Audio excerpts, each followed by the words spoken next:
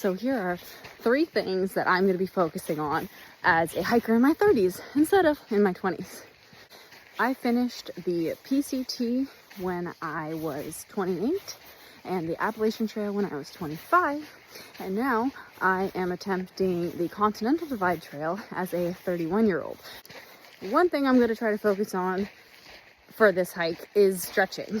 So on the Appalachian Trail, I barely stretched at all. The Pacific Crest Trail, because Hornet pestered me so often, I tried to stretch a little bit more often. I tried to stretch every day, but I didn't really stretch every day. So on this trail, I'm going to try to be diligent about stretching often and, of course, every day. Number 2 thing that I'm going to try to do on this trail is focus more on eating a little bit more nutritious meals and snacks. There's so many reasons that it's hard to eat well on the trail. One, you don't have the ability to pack very heavy, so a lot more nutritious stuff is heavier. 2, more nutritious stuff is usually more costly.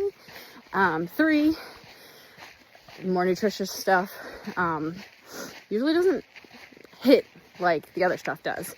So although it might be hard and I might fail, even if I can just choose a few different nutritious items throughout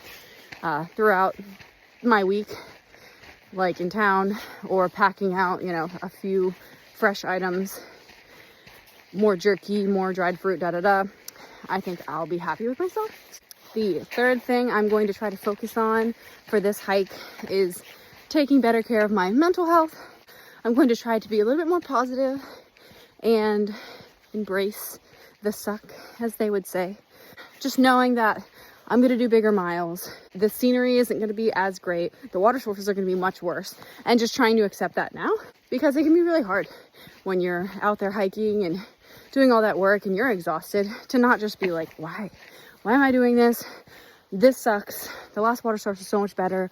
This view isn't as nice as the last. So I'm just going to try to clear that all up and just be excited that I'm out there, and knowing that this is the last of the big 3, taking advantage of it and not taking it for granted. I am by far not an older hiker. There are plenty of older hikers in their 60s and 70s on the trail killing it.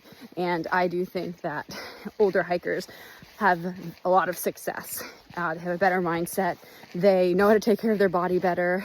They usually have more money to spend on themselves.